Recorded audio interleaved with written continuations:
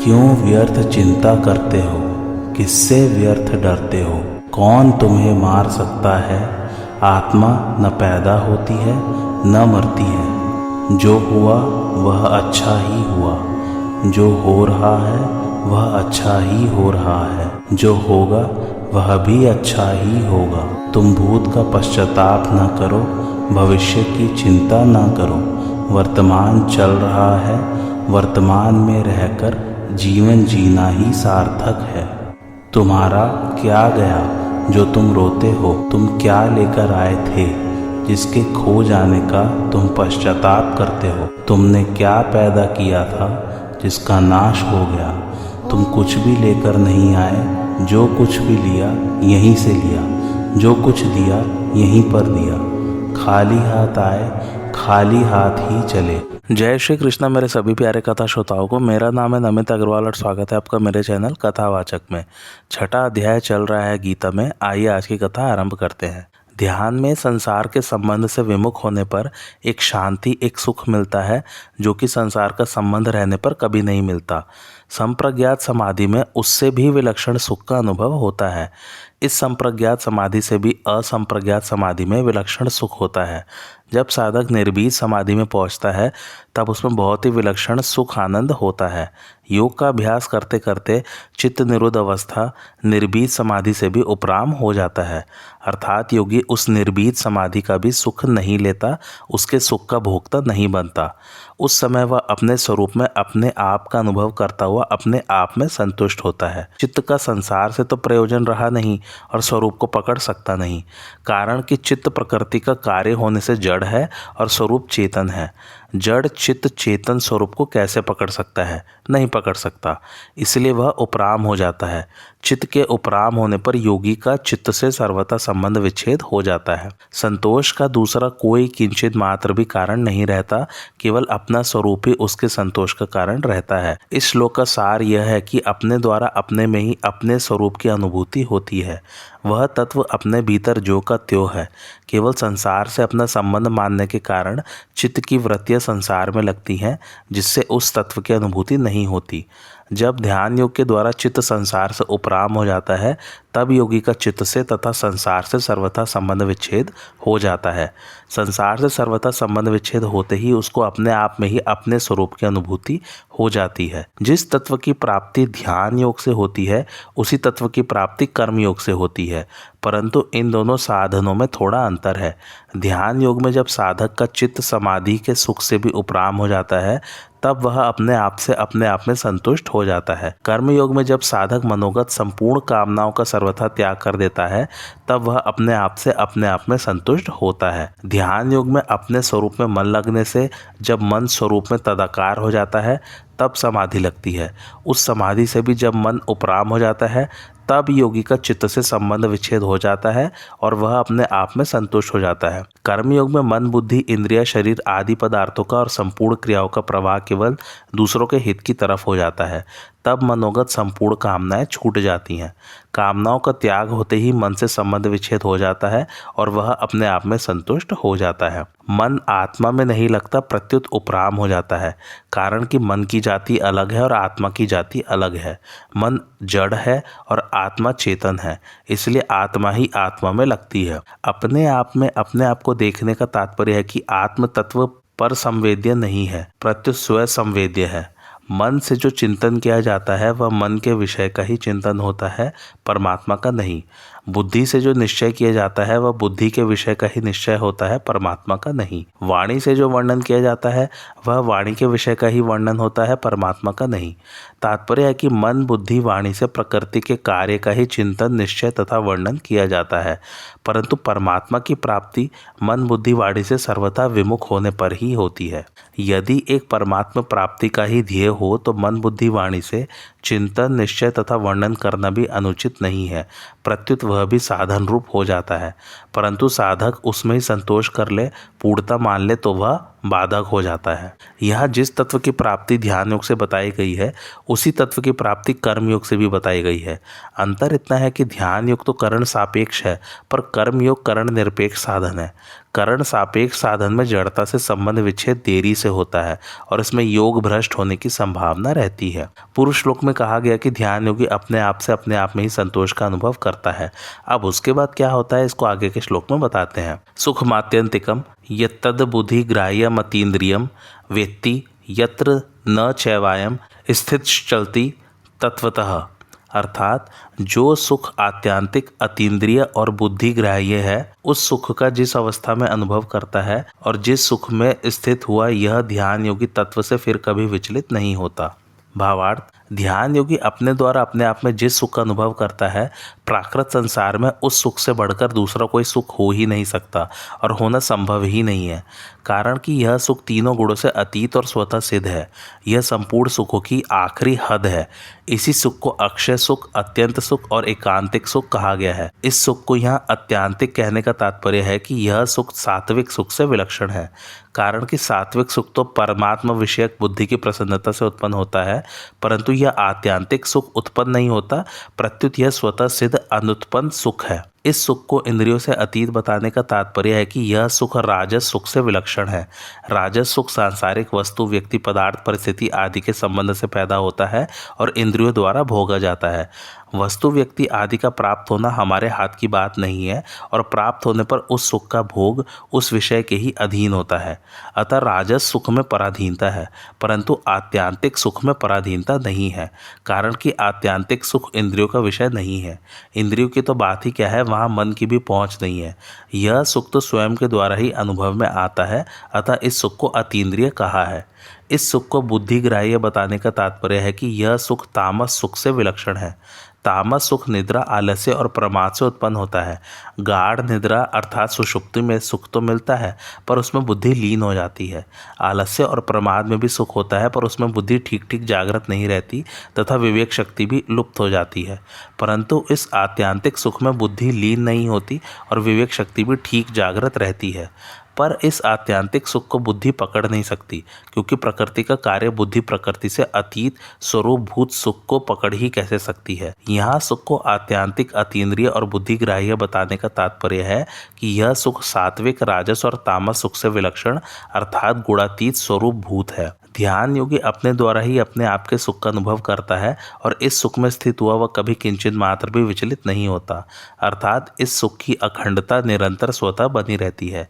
जैसे मुसलमानों ने धोखे से शिवाजी के पुत्र संभाजी को कैद कर लिया और उनसे मुस्लिम धर्म स्वीकार करने के लिए कहा, परंतु जब संभाजी ने उसको स्वीकार नहीं किया तब मुसलमानों ने उनकी आंखें निकाल ली, उनकी चमड़ी खींच ली, तो भी वे अपने हिंदू धर्म से किंचित मात्र भी विचलित नहीं हुए। तात्पर्य यह निकला कि मनुष्य जब तक अपनी मान्यता को स्वयं नहीं छोड़ता तब तक उसको दूसरा कोई छुड़ा नहीं सकता। जब अपनी मान्यता को भी कोई छुड़ा नहीं सकता तो फिर जिसको वास्तविक सुख प्राप्त हो गया है उस सुख को कोई कैसे छुड़ा सकता है और वह स्वयं भी उस सुख से कैसे विचलित हो सकता है? नहीं हो सकता। मनुष्य उस वास्तविक सुख से, ज्ञान से, आनंद से कभी चलायमान नहीं होता। इससे सिद्ध होता है कि मनुष्य सात्विक सुख से भी चलायमान होता है, उसका समाधि से भी व्युत्थान होता है, परंतु आत्यांतिक सुख से अर्थात तत्व से वह कभी विचलित और व्युत्थित नहीं होता, क्योंकि उसमें उसकी दूरी, भेद, भिन्नता मिट गई और अब केवल वह रह गया। अब वह विचलित और व्युत्थित कैसे हो? विचलित और व्युत्थित तभी होता है जब जड़ता का किंचित मात्र भी संबंध रहता है। जब तक जड़ता का संबंध रहता है तब तक वह एक रस नहीं रह सकता, क्योंकि प्रकृति सदा ही क्रियाशील रहती है। स्वरूप का अनुभव होने पर ध्यान योगी को उस अविनाशी अखंड सुख की अनुभूति हो जाती है जो आत्यांतिक अर्थात सात्विक सुख से विलक्षण, अतीन्द्रिय अर्थात राजस सुख से विलक्षण और बुद्धिग्राह्य अर्थात तामस सुख से विलक्षण है। अविनाशी सुख को बुद्धिग्राह्य कहने का तात्पर्य यह नहीं है कि वह बुद्धि की पकड़ में आने वाला है, कारण कि बुद्धि तो प्रकृति का कार्य है, फिर वह प्रकृति से अतीत सुख को कैसे पकड़ सकती है। इसलिए अविनाशी सुख को बुद्धिग्राह्य कहने का तात्पर्य उस सुख को तामस सुख से विलक्षण बताने में ही है। निद्रा, आलस्य और प्रमाद से उत्पन्न होने वाला सुख तामस होता है। गाढ़ निद्रा में बुद्धि अविद्या में लीन हो जाती है और आलस्य तथा प्रमाद में बुद्धि पूरी तरह जागृत नहीं रहती, परंतु स्वतः सिद्ध अविनाशी सुख में बुद्धि अविद्या में लीन नहीं होती, प्रत्युत पूरी तरह जागृत रहती है। अतः बुद्धि की जागृति प्रकृति की दृष्टि से ही उसको बुद्धिग्राह्य कहा गया है। वास्तव में बुद्धि वहां तक पहुंचती ही नहीं। जैसे दर्पण में सूर्य नहीं आता प्रत्युत सूर्य का बिंब आता है, ऐसे ही बुद्धि में वह अविनाशी सुख नहीं आता प्रत्युत उस सुख का बिंब आभास आता है। तात्पर्य यह हुआ कि स्वयं का अखंड सुख सात्विक, राजस और तामस सुख से भी अत्यंत विलक्षण अर्थात गुणातीत है। उसको बुद्धिग्राह्य कहने पर भी वास्तव में वह बुद्धि से सर्वथा अतीत है। बुद्धि युक्त अर्थात प्रकृति से मिला हुआ चेतन ही बुद्धिग्राह्य है, शुद्ध चेतन नहीं। वास्तव में स्वयं प्रकृति से मिल सकता ही नहीं, पर वह अपने को मिला हुआ मान लेता है। ध्यान योगी तत्व से चलायमान क्यों नहीं होता, इसका कारण आगे के श्लोक में बताते हैं। यम लब्ध्वा चापरम लाभम मन्यते नाधिकम ततः यस्मिन् स्थितो न दुखेन गुरुणापि विचाल्यते। अर्थात जिस लाभ की प्राप्ति होने पर उससे अधिक कोई दूसरा लाभ उसके मानने में भी नहीं आता और जिसमें स्थित होने पर वह बड़े भारी दुख से भी विचलित नहीं किया जा सकता। भावार्थ, मनुष्य को जो सुख प्राप्त है उससे अधिक सुख दिखता है तो वह उसके लोभ में आकर विचलित हो जाता है।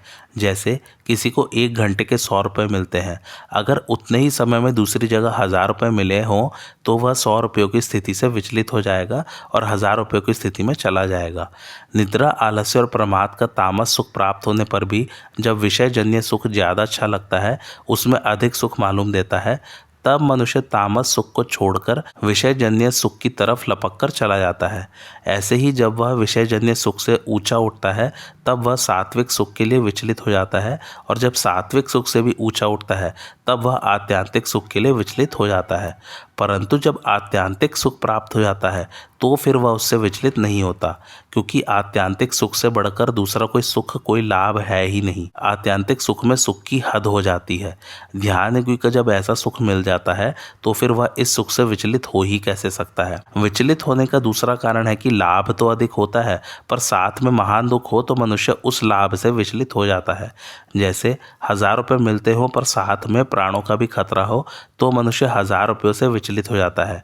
ऐसे ही मनुष्य जिस किसी स्थिति में स्थित होता है वहाँ कोई भयंकर आफत आ जाती है तो मनुष्य उस स्थिति को छोड़ देता है।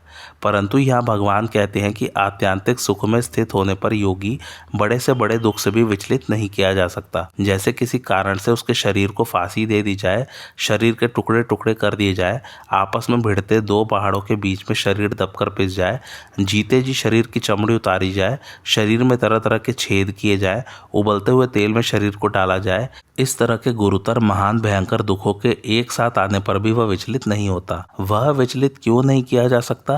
कारण कि जितने भी दुख आते हैं वे सभी प्रकृति के राज्य में अर्थात शरीर, इंद्रिय, मन, बुद्धि में ही आते हैं, जबकि आत्यांतिक सुख स्वरूप बोध प्रकृति से अतीत तत्व है। परंतु जब पुरुष प्रकृतिस्थ हो जाता है अर्थात शरीर के साथ तादात्म्य कर लेता है तब वह प्रकृति जन्य अनुकूल प्रतिकूल परिस्थिति में अपने को सुखी दुखी मानने लग जाता है। जब वह प्रकृति से संबंध विच्छेद करके अपने स्वरूपभूत सुख का अनुभव कर लेता है, उसमें स्थित हो जाता है, तो फिर यह प्राकृतिक दुख वहां तक पहुंच ही नहीं सकता, उसका स्पर्श ही नहीं कर सकता। इसलिए शरीर में कितनी ही आफत आने पर भी वह अपनी स्थिति से विचलित नहीं किया जा सकता। यह श्लोक सभी साधनों की कसौटी है। कर्म योग, ज्ञान योग, ध्यान योग, भक्ति योग आदि किसी भी साधन से यह कसौटी प्राप्त होनी चाहिए। अपनी स्थिति समझने के लिए यह श्लोक साधक के लिए बहुत उपयोगी है। जीव मात्र का ध्येय यही रहता है कि मेरा दुख मिट जाए और सुख मिल जाए। अतः इस श्लोक में वर्णित स्थिति साधक मात्र को प्राप्त करनी चाहिए, अन्यथा उसकी साधना पूर्ण नहीं हुई। साधक बीच में अटक न जाए, अपनी अधूरी स्थिति को ही पूर्ण न मान ले, इसके लिए उसको यह श्लोक सामने रखना चाहिए। जिसमें लाभ का तो अंत नहीं और दुख का लेश भी नहीं, ऐसा दुर्लभ पद मनुष्य मात्र को मिल सकता है, परंतु वह भोग और संग्रह में लगकर कितना अनर्थ कर लेता है जिसका कोई पारावार नहीं। जिस सुख की प्राप्ति होने पर उससे अधिक लाभ की संभावना नहीं रहती और जिसमें स्थित होने पर बड़ा भारी दुख भी विचलित नहीं करता, ऐसे सुख की प्राप्ति के लिए आगे के श्लोक में प्रेरणा करते हैं। तम विद्याद्युक संयोग वियोगम योग संज्ञतम स निश्चयन योक्तव्यो योगो निर्वण चेतसा। अर्थात जिसमें दुखों के संयोग का ही वियोग है उसी को योग नाम से जानना चाहिए। वह योग जिस ध्यान योग का लक्ष्य है उस ध्यान योग का अभ्यास न उकताए हुए चित्त से निश्चयपूर्वक करना चाहिए। भावार्थ, जिसके साथ हमारा संबंध है नहीं, हुआ नहीं, होगा नहीं और होना संभव ही नहीं, ऐसे दुख रूप संसार शरीर के साथ संबंध मान लिया, यही दुख संयोग है। यह दुख संयोग योग नहीं है। अगर यह योग होता अर्थात संसार के साथ हमारा नित्य संबंध होता तो इस दुख संयोग का कभी वियोग नहीं होता, परंतु बोध होने पर इसका वियोग हो जाता है। इससे सिद्ध होता है कि दुख संयोग केवल हमारा माना हुआ है, हमारा बनाया हुआ है, स्वाभाविक नहीं है। इससे कितनी ही दृढ़ता से संयोग मान ले और कितने ही लंबे काल तक संयोग मान ले तो भी इसका कभी संयोग नहीं हो सकता। अतः हम इस माने हुए आगंतुक दुख संयोग का वियोग कर सकते हैं। इस दुख संयोग का वियोग करते ही स्वाभाविक योग की प्राप्ति हो जाती है, अर्थात स्वरूप के साथ हमारा जो नित्य योग है उसकी हमें अनुभूति हो जाती है। स्वरूप के साथ नित्य योग को ही यहाँ योग समझना चाहिए। यहाँ दुख रूप संसार के सर्वथा वियोग को योग कहा गया है। इससे यह असर पड़ता है कि अपने स्वरूप के साथ पहले हमारा वियोग था, अब योग हो गया, परंतु ऐसी बात नहीं है। स्वरूप के साथ हमारा नित्य योग है। दुख रूप संसार के संयोग का तो आरंभ और अंत होता है तथा संयोग काल में भी संयोग का आरंभ और अंत होता रहता है, परंतु इस नित्य योग का कभी आरंभ और अंत नहीं होता। कारण कि यह योग मन, बुद्धि आदि प्राकृत पदार्थों से नहीं होता, प्रत्युत इनके संबंध विच्छेद से होता है। यह नित्य योग स्वतः सिद्ध है, इसमें सबकी स्वाभाविक स्थिति है, परंतु अनित्य संसार से संबंध मानते रहने के कारण इस नित्य योग की विस्मृति हो गई है। संसार से संबंध विच्छेद होते ही नित्य योग की स्मृति हो जाती है। अतः यह योग नया नहीं हुआ है, प्रत्युत जो नित्य योग है उसी की अनुभूति हुई है। जिसमें दुखों के संयोग का ही अभाव है, ऐसे योग का उद्देश्य रखकर साधक को न उकताए हुए चित्त से निश्चय पूर्वक ध्यान योग का अभ्यास करना चाहिए। योग का अनुभव करने के लिए सबसे पहले साधक को अपनी बुद्धि एक निश्चय वाली बनानी चाहिए, अर्थात मेरे को तो योग की ही प्राप्ति करनी है, ऐसा एक निश्चय करना चाहिए। ऐसा निश्चय करने पर संसार का कितना ही प्रलोभन आ जाए, कितना ही भयंकर कष्ट आ जाए, तो भी उस निश्चय को नहीं छोड़ना चाहिए। समय बहुत लग गया, पुरुषार्थ बहुत किया, पर सिद्धि नहीं हुई, इसकी सिद्धि कब होगी, कैसे होगी, इस तरह कभी उकताए नहीं। साधक का भाव ऐसा रहे कि चाहे कितने ही वर्ष लग जाएं, कितने ही जन्म लग जाएं, कितने ही भयंकर से भयंकर दुख आ जाए, तो भी मेरे को तत्व को प्राप्त करना ही है। साधक के मन में स्वतः स्वाभाविक ऐसा विचार आना चाहिए कि मेरे अनेक जन्म हुए पर वे सबके सब निरर्थक चले गए, उनसे कुछ भी लाभ नहीं हुआ। अनेक बार नरकों के कष्ट भोगे पर उनको भोगने से भी कुछ नहीं मिला, अर्थात केवल पूर्व के पाप नष्ट हुए पर परमात्मा नहीं मिले। अब यदि इस जन्म का सारा समय, आयु और पुरुषार्थ परमात्मा की प्राप्ति में लग जाए तो कितनी बढ़िया बात है। सांसारिक संयोग का विभाग अलग है और योग का विभाग अलग है। संयोग उसके साथ होता है जिसके साथ हम सदा नहीं रह सकते और जो हमारे साथ सदा नहीं रह सकता। योग उसके साथ होता है जिसके साथ हम सदा रह सकते हैं और जो हमारे साथ सदा रह सकता है। इसलिए संसार में एक दूसरे के साथ संयोग होता है और परमात्मा के साथ योग होता है। संसार का योग नहीं है और परमात्मा का वियोग नहीं है, अर्थात संसार हमें मिला हुआ नहीं है और परमात्मा हमारे से अलग नहीं है।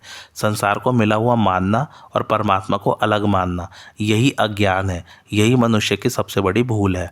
संसार के संयोग का तो वियोग होता ही है, पर परमात्मा के योग का कभी वियोग होता ही नहीं। मनुष्य चाहता है संयोग पर हो जाता है वियोग, इसलिए संसार दुख रूप है।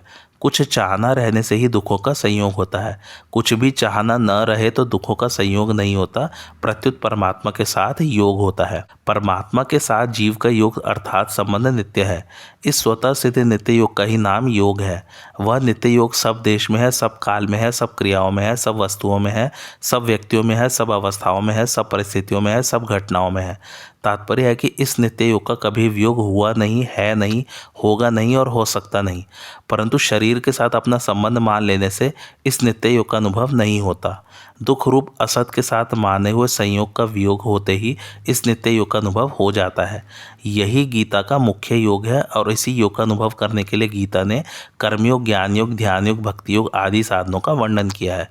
परंतु इन साधनों को योग तभी कहा जाएगा जब असत से सर्वथा संबंध विच्छेद और परमात्मा के साथ नित्य संबंध का अनुभव होगा। योग की परिभाषा भगवान ने दो प्रकार से की है। पहली, समता का नाम योग है, दूसरी दुख रूप संसार के संयोग के वियोग का नाम योग है। चाहे समता कह दें चाहे संसार के संयोग का वियोग कह दें, दोनों एक ही है।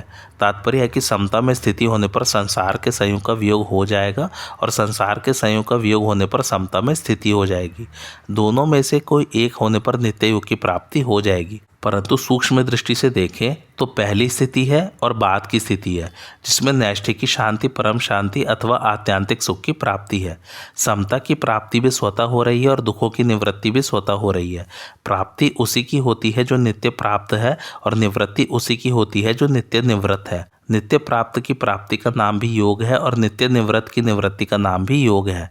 वस्तु, व्यक्ति और क्रिया के संयोग से होने वाले जितने भी सुख हैं वे सब दुखों के कारण अर्थात दुख पैदा करने वाले हैं। अतः संयोग में ही दुख होता है, वियोग में नहीं। वियोग में जो सुख है उस सुख का वियोग नहीं होता क्योंकि वह नित्य है।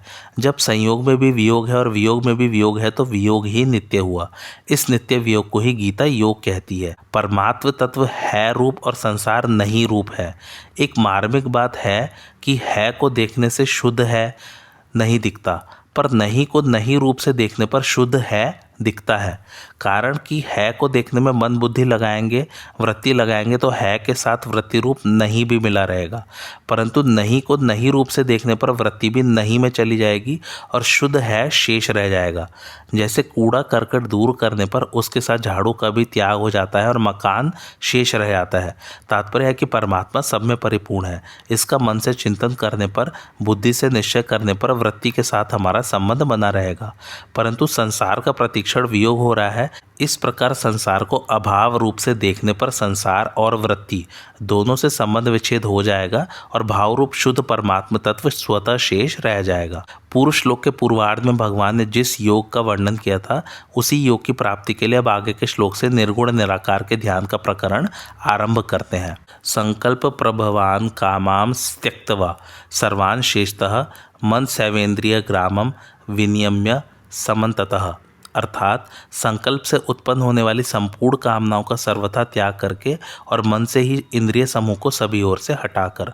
भावार्थ, जो स्थिति कर्मफल का त्याग करने वाले कर्मयोगी की होती है वही स्थिति सगुण साकार भगवान का ध्यान करने वाले की तथा अपने स्वरूप का ध्यान करने वाले ध्यान योगी की भी होती है। अब निर्गुण निराकार का ध्यान करने वाले को भी वही स्थिति होती है, यह बताने के लिए भगवान आगे का प्रकरण कहते हैं। सांसारिक वस्तु, व्यक्ति, पदार्थ, देश, काल, घटना, परिस्थिति आदि को लेकर मन में जो तरह तरह की स्फुरणाएं होती हैं, उन स्फुरणाओं में से जिस स्फुरणा में प्रियता, सुंदरता और आवश्यकता दिखती है वह स्फुरणा संकल्प का रूप धारण कर लेती है।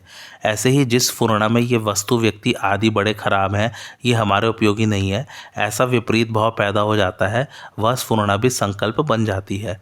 संकल्प से ऐसा होना चाहिए और ऐसा नहीं चाहिए, यह कामना उत्पन्न होती है। इस प्रकार संकल्प से उत्पन्न होने वाली कामनाओं का सर्वथा त्याग कर देना चाहिए। कामना का बीज भी नहीं रहना चाहिए, कारण कि वृक्ष के एक बीज से ही मीलों तक का जंगल पैदा हो सकता है। अतः बीज रूप कामना का भी त्याग होना चाहिए। जिन इंद्रियों से शब्द, स्पर्श, रूप, रस और गंध इन विषयों का अनुभव होता है, भोग होता है, उन इंद्रियों के समूह का मन के द्वारा अच्छी तरह से नियमन कर लें, अर्थात मन से इंद्रियों को उनके अपने अपने विषयों से हटा लें। मन से शब्द, स्पर्श आदि विषयों का चिंतन न हो और सांसारिक मान, बढ़ाई, आराम आदि की तरफ किंचित मात्र भी खिंचाव न हो। तात्पर्य है कि ध्यान योगी को इंद्रियों और अंतःकरण के द्वारा प्राकृत पदार्थों से सर्वथा संबंध विच्छेद का निश्चय कर लेना चाहिए। पहले स्फुरणा होती है, फिर संकल्प होता है। स्फुरणा में सत्ता, आसक्ति और आग्रह होने से वह संकल्प हो जाता है जो बंधन कारक होता है। संकल्प से फिर कामना उत्पन्न होती है। स्फुरणा दर्पण के कांच की तरह है जिसमें चित्र पकड़ा नहीं जाता, परंतु संकल्प कैमरे के कांच की तरह है जिसमें चित्र पकड़ा जाता है। साधक को सावधानी रखनी चाहिए कि स्फुरणा तो हो पर संकल्प न हो। पुरुष श्लोक में भगवान ने संपूर्ण कामनाओं का त्याग एवं इंद्रियों का निग्रह करने के निश्चय की बात कही। अब कामनाओं का त्याग और इंद्रियों का निग्रह कैसे करें, इसका उपाय आगे के श्लोक में बताते हैं। शनय शनैर ऊपर मेद बुद्ध्या धृति ग्रहीतया आत्मसंस्थम मनः कृत्वा न किंचिदपि चिंतयेत, अर्थात धैर्य युक्त बुद्धि के द्वारा संसार से धीरे धीरे उपराम हो जाए और मन बुद्धि को परमात्मा स्वरूप में सम्यक प्रकार से स्थापन करके फिर कुछ भी चिंतन न करें। भावार्थ, साधन करते करते प्रायः साधकों को उकताहट होती है, निराशा होती है कि ध्यान लगाते विचार करते इतने दिन हो गए पर तत्व प्राप्ति नहीं हुई, तो अब क्या होगी, कैसे होगी। इस बात को लेकर भगवान ध्यान योग के साधक को सावधान करते हैं कि उसको ध्यान योग का अभ्यास करते हुए सिद्धि प्राप्त न हो तो भी उकताना नहीं चाहिए, प्रत्युत धैर्य रखना चाहिए। जैसे सिद्धि प्राप्त होने पर, सफलता होने पर धैर्य रहता है, विफलता होने पर भी वैसा ही धैर्य रहना चाहिए कि वर्ष के वर्ष बीत जाए, शरीर चला जाए तो भी परवाह नहीं, पर तत्व को तो प्राप्त करना ही है। कारण कि इससे बढ़कर दूसरा कोई ऐसा काम है नहीं, इसलिए इसको समाप्त करके आगे क्या काम करना है। यदि इससे भी बढ़कर कोई काम है तो इसको छोड़ो और उस काम को अभी करो। इस प्रकार बुद्धि को वश में कर लें, अर्थात बुद्धि में मान, बड़ाई, आराम आदि को लेकर जो संसार का महत्व पड़ा है उस महत्व को हटा दें। तात्पर्य है कि पूर्व श्लोक में जिन विषयों का त्याग करने के लिए कहा गया है, धैर्य युक्त बुद्धि से उन विषयों से उपराम हो जाए। उपराम होने में जल्दबाजी न करें, किंतु धीरे धीरे उपेक्षा करते करते विषयों से उदासीन हो जाए और उदासीन होने पर उनसे बिल्कुल ही उपराम हो जाए। कामनाओं का त्याग और मन से इंद्रिय समूह का संयमन करने के बाद भी यहाँ जो उपराम होने की बात बताई है, उसका तात्पर्य है कि किसी त्याज्य वस्तु का त्याग करने पर भी उस त्याज्य वस्तु के साथ आंशिक द्वेष का भाव रह सकता है। उस द्वेष भाव को हटाने के लिए यहाँ उपराम होने की बात कही गई है। तात्पर्य है कि संकल्पों के साथ न राग करे न द्वेष करे, किंतु उनसे सर्वथा उपराम हो जाए। भले ही इस आसन पर मेरा शरीर सूख जाए, चमड़ी, मांस और हड्डियां तक नष्ट हो जाए, किंतु बहुकल्प दुर्लभ बोध प्राप्त किए बिना इस आसन से यह शरीर हिलेगा नहीं। यहाँ उपराम होने की बात इसलिए कही गई है कि परमात्म तत्व मन के कब्जे में नहीं आता, क्योंकि मन प्रकृति का कार्य होने से जब प्रकृति को भी नहीं पकड़ सकता तो फिर प्रकृति से अतीत परमात्म तत्व को पकड़ ही कैसे सकता है। अर्थात परमात्मा का चिंतन करते करते मन परमात्मा को पकड़ ले, यह उसके हाथ की बात नहीं है। जिस परमात्मा की शक्ति से मन अपना कार्य करता है उसको मन कैसे पकड़ सकता है। जैसे जिस सूर्य के प्रकाश से दीपक, बिजली आदि प्रकाशित होते हैं, वे दीपक आदि सूर्य को कैसे प्रकाशित कर सकते हैं, कारण कि उनमें प्रकाश तो सूर्य से ही आता है। ऐसे ही मन, बुद्धि आदि में जो कुछ शक्ति है वह उस परमात्मा से ही आती है। अतः वे मन, बुद्धि आदि उस परमात्मा को कैसे पकड़ सकते हैं? नहीं पकड़ सकते। दूसरी बात, संसार की तरफ चलने से सुख नहीं पाया है, केवल दुख ही दुख पाया है। अतः संसार के चिंतन से प्रयोजन नहीं रहा तो अब क्या करें? उससे उपराम हो जाए। सब जगह एक सच्चिदानंद परमात्मा ही परिपूर्ण है। संकल्पों में पहले और पीछे वही परमात्मा है। संकल्पों में भी आधार और प्रकाश रूप से एक परमात्मा ही परिपूर्ण है। उन संकल्पों में और कोई सत्ता पैदा नहीं हुई है, किंतु उनमें सत्ता रूप से वह परमात्मा ही है। ऐसा बुद्धि का दृढ़ निश्चय निर्णय रहे। मन में कोई तरंग पैदा हो भी जाए तो उस तरंग को परमात्मा का ही स्वरूप माने। दूसरा भाव यह है कि परमात्मा देश, काल, वस्तु, व्यक्ति, घटना, परिस्थिति आदि सब में परिपूर्ण है। ये देश, काल आदि तो उत्पन्न होते हैं और मिटते हैं, परंतु परमात्मा तत्व बनता बिगड़ता नहीं है। वह तो सदा ज्यों-का-त्यों रहता है। उस परमात्मा में मन को स्थिर करके, अर्थात सब जगह एक परमात्मा ही है, उस परमात्मा के सिवाय दूसरी कोई सत्ता है ही नहीं, ऐसा पक्का निश्चय करके कुछ भी चिंतन न करें। संसार का चिंतन न करें, यह बात तो पहले ही आ गई। अब परमात्मा सब जगह परिपूर्ण है, ऐसा चिंतन भी न करें, कारण कि जब मन को परमात्मा में स्थापन कर दिया तो अब चिंतन करने से सविकल्प वृत्ति हो जाएगी, अर्थात मन के साथ संबंध बना रहेगा, जिससे संसार से संबंध विच्छेद नहीं होगा। अगर हमारी ऐसी स्थिति बनी रहे, ऐसा चिंतन करेंगे तो परिच्छिन्नता बनी रहेगी, अर्थात चित्त की और चिंतन करने वाले की सत्ता बनी रहेगी। अतः सब जगह एक परमात्मा ही परिपूर्ण है, ऐसा दृढ़ निश्चय करने के बाद किसी प्रकार का किंचित मात्र भी चिंतन न करें। इस प्रकार उपराम होने से स्वतः सीधे स्वरूप का अनुभव हो जाएगा, जिसका वर्णन पहले हुआ है। सबसे मुख्य बात यह है कि परमात्मा सब जगह परिपूर्ण है। सब देश में, सब काल में, संपूर्ण वस्तुओं में, संपूर्ण व्यक्तियों में, संपूर्ण घटनाओं में और संपूर्ण क्रियाओं में परमात्मा साकार, निराकार आदि सब रूपों से सदा ज्यों-का-त्यों विराजमान है। उस परमात्मा के सिवाय जितना भी प्रकृति का कार्य है वह सबका सब परिवर्तनशील है, परंतु परमात्मा तत्व में कभी किंचित मात्र भी परिवर्तन नहीं हुआ, न होगा और न हो ही सकता है। उस परमात्मा का ध्यान ऐसे किया जाए कि जैसे कोई मनुष्य समुद्र में गहरा उतर जाए तो जहाँ तक दृष्टि जाती है वहाँ तक जल ही जल दिखता है। नीचे देखो तो भी जल है, ऊपर देखो तो भी जल है, चारों तरफ जल ही जल परिपूर्ण है। इस तरह जहाँ स्वयं अपने आप को एक जगह मानता है, उसके भीतर भी परमात्मा है, बाहर भी परमात्मा है, ऊपर भी परमात्मा है, नीचे भी परमात्मा है, चारों तरफ परमात्मा ही परमात्मा परिपूर्ण है। शरीर के भी कण कण में वह परमात्मा है। उस परमात्मा तत्व को प्राप्त करना ही मनुष्य मात्र का ध्येय है और वह नित्य निरंतर प्राप्त है। उस परमात्मा तत्व से कोई कभी दूर हो सकता ही नहीं, किसी भी अवस्था में उससे कोई अलग नहीं हो सकता। केवल अपनी दृष्टि विनाशी पदार्थों की तरफ रहने से वह सदा परिपूर्ण, निर्विकार, सम, शांत रहने वाला परमात्मा तत्व दिखता नहीं। अगर उस परमात्मा की तरफ दृष्टि लक्ष्य हो जाए कि वह सब जगह ज्योकत्यो परिपूर्ण है तो स्वतः ध्यान हो जाएगा, ध्यान करना नहीं पड़ेगा। जैसे हम सब पृथ्वी पर रहते हैं तो हमारे भीतर बाहर ऊपर और चारों तरफ आकाश ही आकाश है, पोलाहट ही पोलाहट है, परंतु उसकी तरफ हमारा लक्ष्य नहीं रहता। अगर लक्ष्य हो जाए तो हम निरंतर आकाश में ही रहते हैं, आकाश में ही चलते हैं फिरते हैं, खाते हैं पीते हैं, सोते हैं जगते हैं, आकाश में ही हम सब काम कर रहे हैं, परंतु आकाश की तरफ ध्यान न होने से इसका पता नहीं लगता। अगर उस तरफ ध्यान जाए कि आकाश है, उसमें बादल होते हैं, वर्षा होती है, उसमें सूर्य चंद्रमा नक्षत्र आदि है, तो आकाश का ख्याल होता है, अन्यथा नहीं होता। आकाश का ख्याल न होने पर भी हमारी सब क्रियाएं आकाश में ही होती है। ऐसे ही उस परमात्म तत्व की तरफ ख्याल न होने पर भी हमारी संपूर्ण क्रियाएं उस परमात्म तत्व में ही हो रही हैं। इसलिए गीता ने कहा कि जिस बुद्धि में धीरज है, ऐसी बुद्धि के द्वारा धीरे धीरे उपराम हो जाए। संसार की कोई भी बात मन में आए तो उससे उपराम हो जाए। साधक की भूल यह होती है कि जिस समय वह परमात्मा का ध्यान करने बैठता है उस समय सांसारिक वस्तु की याद आने पर वह उसका विरोध करने लगता है। विरोध करने से भी वस्तु का अपने साथ संबंध हो जाता है और उसमें राग करने से भी संबंध हो जाता है। अतः न तो उसका विरोध करें और न उसमें राग करें, उसकी उपेक्षा करें, उससे उदासीन हो जाए, बेपरवाह हो जाए। संसार की याद आ गई तो आ गई, नहीं आई तो नहीं आई। इस बेपरवाही से संसार के साथ संबंध नहीं जुड़ेगा। अतः भगवान कहते हैं कि उससे उदासीन ही नहीं उपराम हो जाए। उत्पन्न होने वाली चीज नष्ट होने वाली होती है, यह नियम है। अतः संसार का कितना ही संकल्प विकल्प हो जाए वह सब नष्ट हो रहा है, इसलिए उसको रखने की चेष्टा करना भी गलती है और नाश करने का उद्योग करना भी गलती है। संसार में बहुत सी चीज़ें उत्पन्न और नष्ट होती हैं पर उनका पाप और पुण्य हमें नहीं लगता, क्योंकि उनसे हमारा संबंध नहीं है। ऐसे ही मन में संकल्प विकल्प आ जाए, संसार का चिंतन हो जाए तो उससे हमारा कोई संबंध नहीं है। न तो याद आने वाली वस्तु के साथ संबंध है और न जिसमें वस्तु की याद आई उस मन के साथ ही संबंध है। हमारा संबंध तो सब जगह परिपूर्ण परमात्मा से है। अतः उत्पन्न और नष्ट होने वाले संकल्प विकल्प से क्या तो राग करें और क्या द्वेष करें।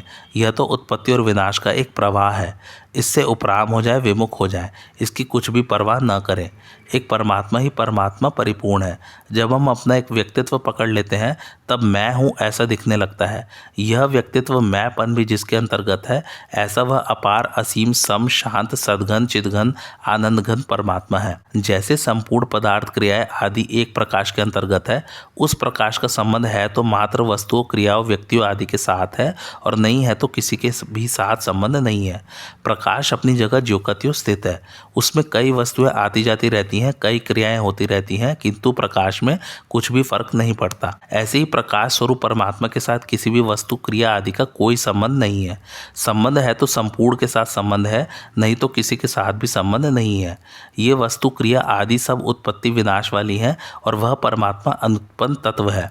उस परमात्मा में स्थित होकर कुछ भी चिंतन न करें। एक चिंतन करते हैं और एक चिंतन होता है। चिंतन करें नहीं और अपने आप कोई चिंतन हो जाए तो उसके साथ अपना संबंध न जोड़ें, तटस्थ रहें। वास्तव में हम तटस्थ ही हैं, क्योंकि संकल्प विकल्प तो उत्पन्न और नष्ट होते हैं पर हम रहते हैं। इसलिए रहने वाले स्वरूप में ही रहें और संकल्प विकल्प की उपेक्षा कर दें तो हमारे पर वह लागू नहीं होगा। साधक एक गलती करता है कि जब उसको संसार याद आता है तब वह उससे द्वेष करता है कि इसको हटाओ, इसको मिटाओ। ऐसा करने से संसार के साथ विशेष संबंध जुड़ जाता है, इसलिए उसको हटाने का कोई उद्योग न करें। प्रत्युत ऐसा विचार करें कि जो संकल्प विकल्प होते हैं उनमें भी वह परमात्म तत्व ओतप्रोत है। जैसे जल में बर्फ का ढेला डाल दें तो बर्फ स्वयं भी जल है और उसके बाहर भी जल है, ऐसे ही संकल्प विकल्प कुछ भी आए वह परमात्मा के ही अंतर्गत है और संकल्प विकल्प के भी अंतर्गत परमात्मा ही परमात्मा परिपूर्ण है। जैसे समुद्र में बड़ी बड़ी लहरें उठती हैं, एक लहर के बाद दूसरी लहर आती है, उन लहरों में भी जल ही जल है। देखने में लहर अलग दिखती है पर जल के सिवाय लहर कुछ नहीं है। ऐसे ही संकल्प विकल्प में परमात्म तत्व के सिवाय कोई तत्व नहीं है, कोई वस्तु नहीं है। अभी कोई पुरानी घटना याद आ गई तो वह घटना पहले हुई थी, अब वह घटना नहीं है। मनुष्य जबरदस्ती उस घटना को याद करके घबरा जाता है कि क्या करूं, मन नहीं लगता। वास्तव में जब परमात्मा का ध्यान करते हैं उस समय अनेक तरह की पुरानी बातों की याद, पुराने संस्कार नष्ट होने के लिए प्रकट होते हैं, परंतु साधक इस बात को समझे बिना उनको सत्ता देकर और मजबूत बना लेता है। इसलिए उनकी उपेक्षा कर दें, उनको न अच्छा समझे और न बुरा समझे, तो वे जैसे उत्पन्न हुए वैसे ही ही नष्ट हो जाएंगे। हमारा संबंध परमात्मा के साथ है, हम परमात्मा के हैं और परमात्मा हमारा है। सब जगह परिपूर्ण उस परमात्मा में हमारी स्थिति सब समय में है, ऐसा मानकर चुप बैठ जाए। अपनी तरफ से कुछ भी चिंतन न करें। अपने आप चिंतन हो जाए तो उससे संबंध न जोड़ें। फिर वृत्तियाँ अपने आप शांत हो जाएंगी और परमात्मा का ध्यान स्वतः होगा। कारण कि वृत्तियाँ आने जाने वाली हैं और परमात्मा सदा रहने वाला है। जो स्वतः सिद्ध है उसमें करना क्या पड़ेगा, करना कुछ है ही नहीं। साधक ऐसा मान लेता है कि मैं ध्यान करता हूँ, चिंतन करता हूँ, यह गलती है।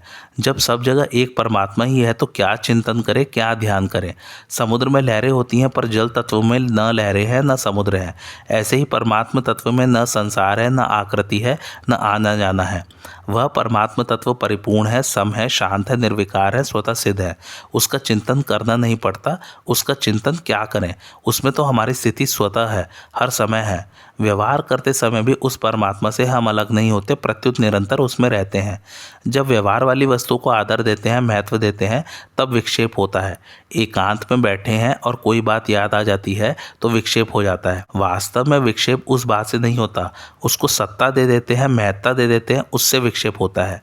जैसे आकाश में बादल आते हैं और शांत हो जाते हैं, ऐसे ही मन में कई स्फुरणाएं आती हैं और शांत हो जाती हैं। आकाश में कितने ही बादल आएं और चले जाएं, पर आकाश में कुछ परिवर्तन नहीं होता, वह ज्यों का त्यों रहता है।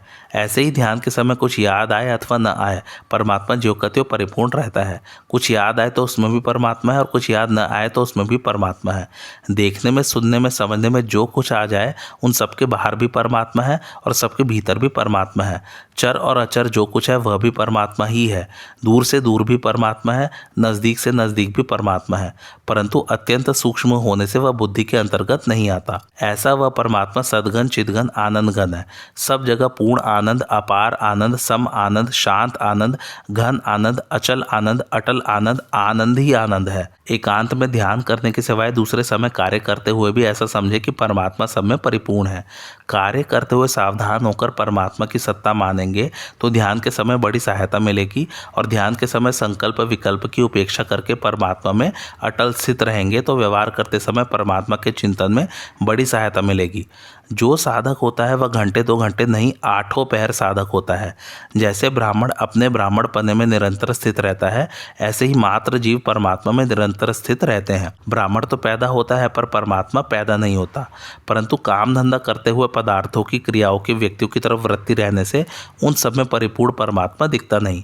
इसलिए एकांत में बैठकर ध्यान करते समय और व्यवहार काल में कार्य करते समय साधक की दृष्टि इस तरफ रहनी चाहिए कि सब देश, काल, वस्तु, व्यक्ति, घटना, क्रिया आदि में एक परमात्मा तत्व ही ज्यों का त्यों परिपूर्ण है, उसी में स्थित रहें और कुछ भी चिंतन न करें।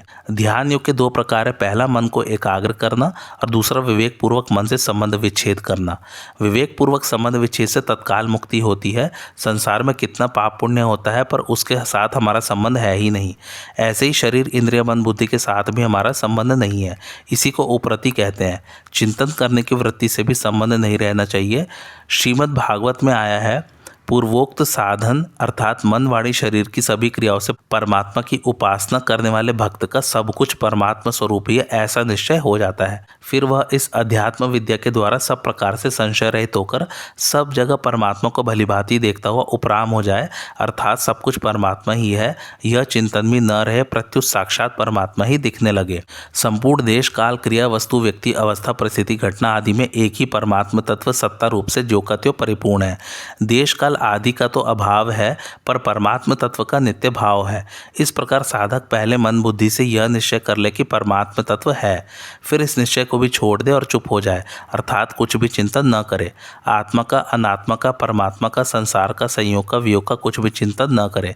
कुछ भी चिंतन करेगा तो संसार आ ही जाएगा, कारण कि कुछ भी चिंतन करने से चित्त साथ में रहेगा। चित्त साथ में रहेगा तो संसार का त्याग नहीं होगा, क्योंकि चित्त भी संसार ही है। इसलिए चित्त से संबंध विच्छेद है, क्योंकि जब चित्त साथ में नहीं रहेगा तभी असली ध्यान होगा। सूक्ष्म से सूक्ष्म चिंतन करने पर भी वृत्ति रहती ही है, वृत्ति का भाव नहीं होता, परंतु कुछ भी चिंतन करने का भाव न रहने से वृत्ति स्वतः शांत हो जाती है। अतः साधक को चिंतन की सर्वथा उपेक्षा करनी है। जैसे जल के शांत होने पर उसमें मिली हुई मिट्टी शनय शनय अपने आप नीचे बैठ जाती है, ऐसे ही चुप होने पर सब विकार शनय शनय अपने आप शांत हो जाते हैं। अहम गल जाता है और वास्तविक तत्व का अनुभव हो जाता है। है। कहने का तात्पर्य है कि जबरदस्ती न करे, जल्दबाजी न करे, क्योंकि जन्म जन्मांतर के संस्कार जल्दबाजी से नहीं मिटते। जल्दबाजी चंचलता को स्थिर स्थायी करने वाली है, पर शनैः शनैः चंचलता का नाश करने वाली है। प्रकृति के संबंध के बिना तत्व का चिंतन मनन आदि नहीं हो सकता। अतः साधक तत्व का चिंतन करेगा तो चित्त साथ में रहेगा, मनन करेगा तो मन साथ में रहेगा, निश्चय करेगा तो बुद्धि साथ में रहेगी, दर्शन करेगा तो दृष्टि साथ में रहेगी, श्रवण करेगा तो श्रवण इंद्रिय साथ में रहेगी, कथन करेगा तो वाणी साथ में रहेगी। ऐसे ही है को मानेगा तो मान्यता तथा मानने वाला रह जाएगा, और नहीं का निषेध करेगा तो निषेध करने वाला रह जाएगा। कर्तृत्वाभिमान का त्याग करेगा तो मैं करता नहीं हूँ, यह सूक्ष्म अहंकार रह जाएगा, अर्थात त्याग करने से त्याज्य वस्तु और त्यागी रह जाएगा। इसलिए साधक उपराम हो जाए, अर्थात न मान्यता करे, न निषेध करे, न ग्रहण करे, न त्याग करे, प्रत्युत स्वतः सिद्ध स्वाभाविक तत्व को स्वीकार करे और बाहर भीतर से चुप हो जाए। मेरे को चुप होना है यह संकल्प भी न रखे, नहीं तो कर्तृत्व आ जाएगा, क्योंकि चुप स्वतः सिद्ध है। साधक मैं, तू, यह और वह, इन चारों को छोड़ दे तो एक है अर्थात सत्ता मात्र रह जाता है। उस स्वतः सिद्ध है को स्वीकार कर ले तथा अपनी ओर से कुछ भी चिंतन न करे। यदि अपने आप को चिंतन आ जाए तो उससे न राग करे, न द्वेष करे, न राजी हो, न नाराज हो, न उसको अच्छा माने, न बुरा माने, और न अपने में माने। चिंतन करना नहीं है, पर चिंतन हो जाए तो उसका कोई दोष नहीं है। अपने आप हवा बहती है, सर्दी गर्मी आती है, वर्षा होती है, तो उसका हमें कोई दोष नहीं लगता, क्योंकि उसके साथ हमारा कोई संबंध ही नहीं है। दोष तो जड़ता से संबंध जोड़ने से लगता है। अतः चिंतन हो जाए तो उसकी उपेक्षा रखें, उसके साथ अपने को मिलाए नहीं, अर्थात ऐसा न माने कि मैं चिंतन करता हूँ और चिंतन मेरे में होता है। चिंतन मन में होता है और मन के साथ मेरा कोई संबंध नहीं है। मन शब्द बुद्धि का वाचक है, क्योंकि चंचलता मन में और स्थिरता बुद्धि में होती है। अतः कहने का तात्पर्य है कि चंचलता न रहे, प्रत्युत स्थिरता रहे। जैसे यह अमुक गाँव है, ऐसी मान्यता दृढ़ होने से इसका चिंतन नहीं करना पड़ता, ऐसे ही परमात्मा है। ऐसी मान्यता दृढ़ रहे तो फिर इसका चिंतन नहीं करना पड़ेगा। जो स्वतः सिद्ध है उसका चिंतन क्या करें। इसलिए आत्मचिंतन करने से आत्मबोध नहीं होता, क्योंकि आत्मचिंतन करने से चिंतक रहता है और अनात्मा की सत्ता रहती है। अनात्मा की सत्ता मानेंगे तभी तो अनात्मा का त्याग और आत्मा का चिंतन करेंगे। इसको चुप साधन, मूक सत्संग और अचिंत्य का ध्यान भी कहते हैं। इसमें न तो स्थूल शरीर की क्रिया है, न सूक्ष्म शरीर का चिंतन है, और न कारण शरीर की स्थिरता है। इसमें इंद्रिय भी चुप है, मन भी चुप है, बुद्धि भी चुप है, अर्थात शरीर इंद्रिय मन बुद्धि की कोई क्रिया नहीं है। सभी चुप है, कोई बोलता नहीं। जो देखना था वह देख लिया, सुनना था वह सुन लिया, बोलना था वह बोल लिया, करना था वह कर लिया। अब कुछ भी देखने, सुनने, बोलने, करने आदि की रुचि नहीं रही। ऐसा होने पर ही चुप साधन होता है। यह चुप साधन समाधि से भी ऊंचा है, क्योंकि इसमें बुद्धि और अहम से संबंध विच्छेद है। समाधि में तो लय, विक्षेप, कषाय और रसास्वाद ये चार दोष रहते हैं, पर चुप साधन में ये दोष नहीं रहते। चुप साधन वृत्ति रहते हैं। आज की कथा ये समाप्त होती। कैसी लगी आप लोगों को मेरी कथा, मुझे कमेंट करके ज़रूर बताइए, और मेरे चैनल कथावाचक को लाइक, शेयर और सब्सक्राइब ज़रूर कीजिए। Thanks for watching. धन्यवाद।